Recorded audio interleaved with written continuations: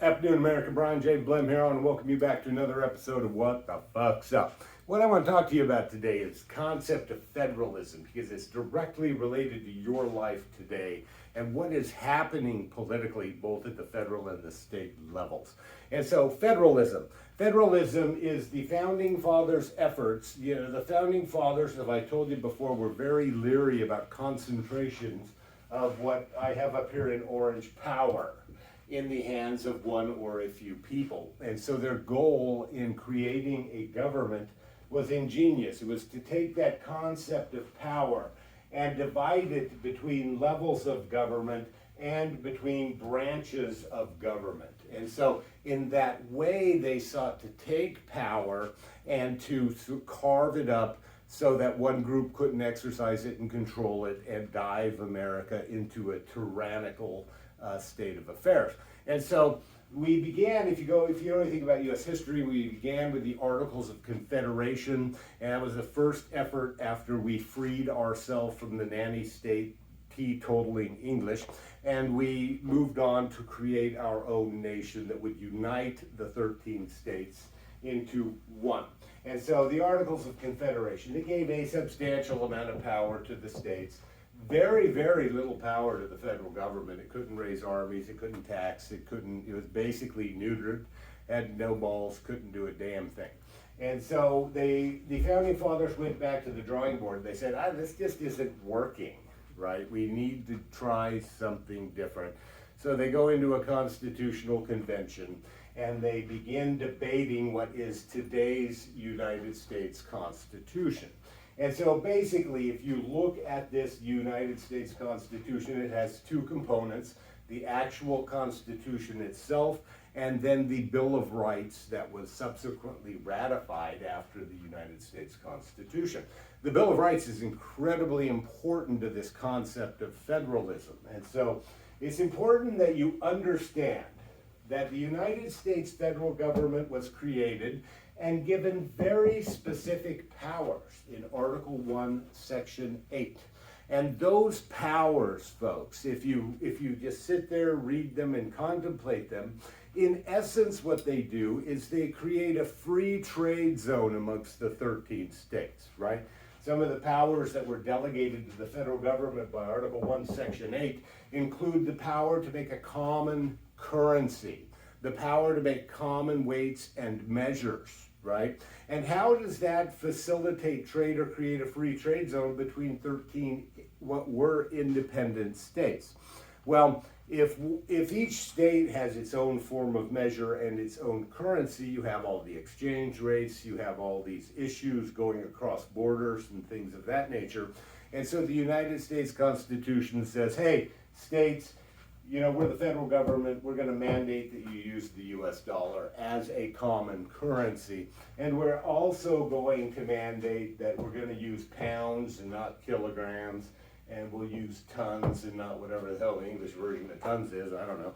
But a common set of weights and measures and currencies so that we could facilitate trade between the states. And that gives each state more power because it jumpstarts economic activity by expanding the range of people you can sell, commodities to. People from, the southern states could sell their cotton to people from the northern states, and vice versa with, whatever they make out of that cotton. Today, T-shirts and Levi's and whatnot. And so the Article 1, Section 8 also includes the power to raise a military and defend the United States of America, the power to declare war, the power to protect the borders of all of the 13 states as a unified nation rather than as this, aggregated group of people and states where, they could raise their own armies if they so desired, like under the Articles of Confederation, and then send them to federal control if they wanted to, but they didn't have to. This gives the federal government the power to defend the United States of America and its borders and its territorial integrity. And so the 10th Amendment is very, very critical to an understanding of the concept of federalism. The 10th Amendment basically says those powers not delegated to the federal government, which is Article 1, Section 8, are retained by the states and the people respectively. One thing you don't see in Article 1, Section 8 is, the federal government nanny state running our local schools. Okay, that is a power reserved to the states. And so basically, this concept of federalism has evolved over time. And if you go back to, say, for example, the period of time in World War II, you got Franklin Delano Roosevelt and pre-World War II, and this massive buildup of war throughout the world and what's taking place. This gives the United States federal government an opportunity to seize more power. And so the result of that is, I've got this purple line here, the federal government at that period of time began to become more and more powerful, take a larger share of this concept of power than the states had, right? And again, that was, the New Deal, all of that other stuff to avoid the Depression, and all the post-war, Cold War buildup that has made our national security state something exceptionally obscene, obtuse, and something that we need to get control of, because we no longer need it to fight the Cold War, but we do need it for defense. But we need to make some significant changes here because they have taken way too large a share of their power. But what happened and what has been happening for, the last decade, folks? The last decade, this line has again been shifting upwards. And so now we have this line up here, right? So if we label this line the New Deal line, we can label this line the new, we can call it the new republicanism. As the power of the federal government begins to wane, finally, it should have done so at a much quicker rate after World War II, and the power of the states begins to grow. And so basically, if you look at what happened with the overturning of Roe v. Wade recently, that the national security state and all of these federal government employees and all of these people up here absolutely hated, what did it do? It said, okay, we are no longer up here in the courts, the federal courts, going to spend our time trying to decide when life begins. We're not going to decide, is a week okay for an abortion? Is 2 months okay? We're not going to do that. We're not going to do that anymore. That is not even a power designated to the United States government under Article 1, Section 8. And so we're going to defer that to the state legislatures to deal with. And you see the result of that was an amendment to the Arizona Constitution of the past 2024 election that dealt with the issue of abortion. Right, and that's sort of how our Constitution is supposed to work. That is a health, issue according to many that is supposedly dealt with at the state level and not the federal level. And so we also have the issue of education, folks. If you are a teacher or a school administrator, you should relish the United States federal government getting rid of the Department of Education and ending funding for these major federal education-related unions. Why? That's an opportunity for that power to devolve back to your state. Not only power, but money, because we spend billions of dollars at the federal level dealing with education, and they don't educate a single child. If you're at the state and local level where we educate our children best, you should be happy about this devolution of power back to the states as this line moves upward, right? And so as this devolution of power takes place, you should be happy. You might actually start to see reductions in the sizes of your classrooms. You will see less federal controls that will dictate to you how you run and manage your classroom.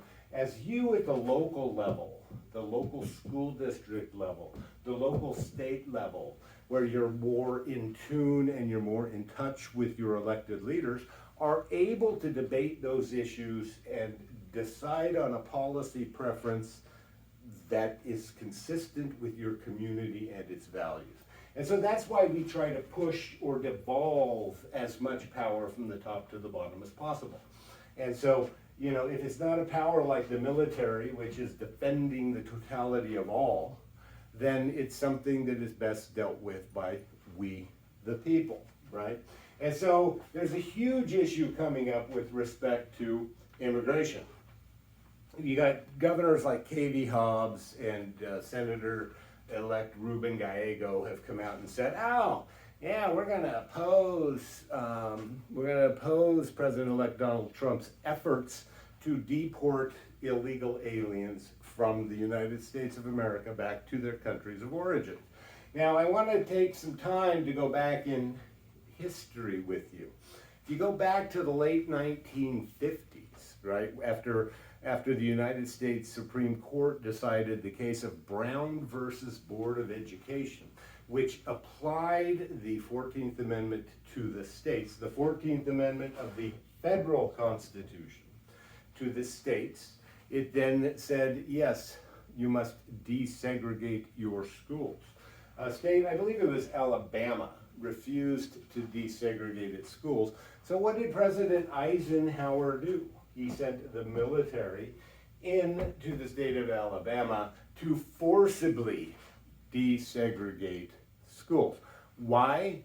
Because that was a federal power under the United States Constitution, as Brown versus Board of Education interpreted the 14th Amendment. And so basically, in the early 1960s, you have John Kennedy doing the exact same thing. He federalized the National Guard and supplemented their presence with military troops to again go in and forcibly desegregate the state of Alabama, which was using its National Guard at the time to block access to schools to black students. And so you have this debate raging right now where the state government wants to challenge the federal government, but we know that immigration, although the U.S. Supreme Court as of recent has been saying, yeah, states are allowed to defend themselves and their borders from illegal invasion, and that includes with these mass swarms of illegal aliens that have been coming over largely through Texas. But at the same time, the flow of people into and out of the United States is a federal power, right?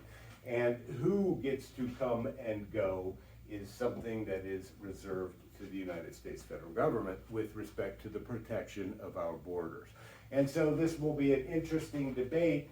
Maybe we'll get to see pictures of Governor Hobbs wearing handcuffs or something, and if her little sidekick, the Attorney General, wants a pair, I suppose, she can jump in the game and start saying, oh, get your ass out of Arizona.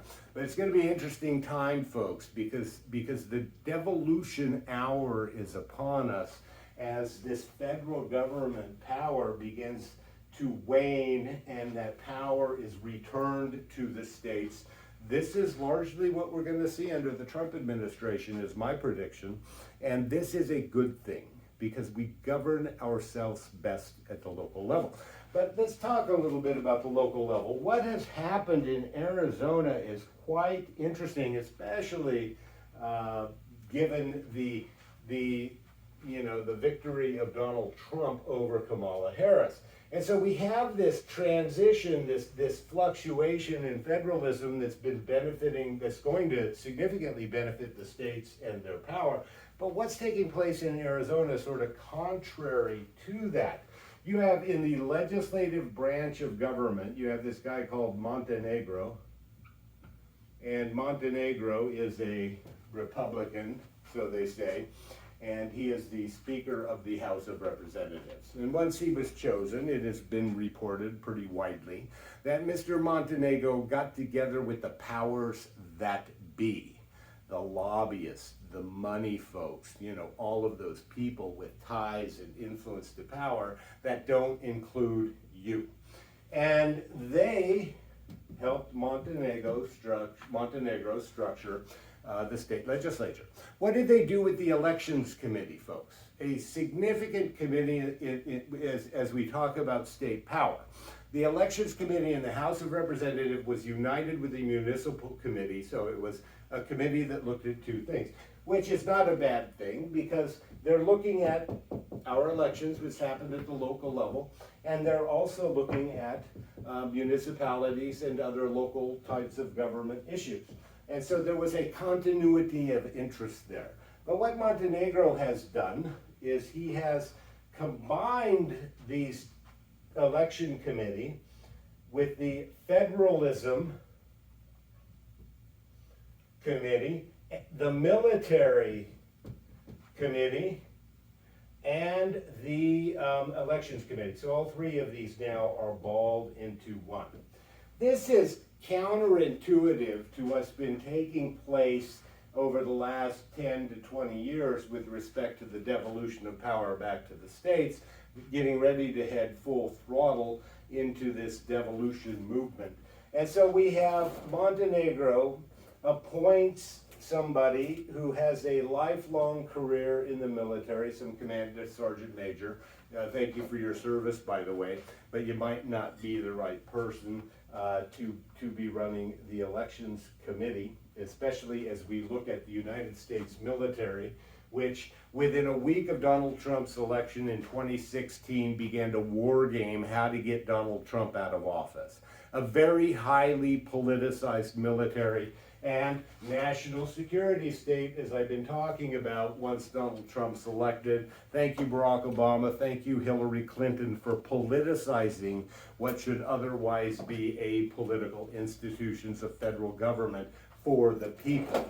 And so basically, what is taking place? We have a man now that is apparently a power or a supporter of this federal power that is in charge of federalism, military issues, and our elections. Two things we need to get out of our elections at the state and local level are the federal government and the military, and that includes the national security agencies. And so basically, people, we have this fundamental change that's taken place in Arizona that has essentially destroyed Arizona's elections committee, right? And the question is why? When there is so much more work to do to make our elections in Arizona transparent, free, and fair, with the powers that be meet with Montenegro, remove the man from the elections committee, Representative Alex Colladon, who has done more for election integrity in the state of Arizona in his time as the State House of Representatives than anybody in my lifetime. And so it's critical, folks, that you call your state legislatures and your the Speaker of the House and say, what the fuck's up? And with that, I say peace.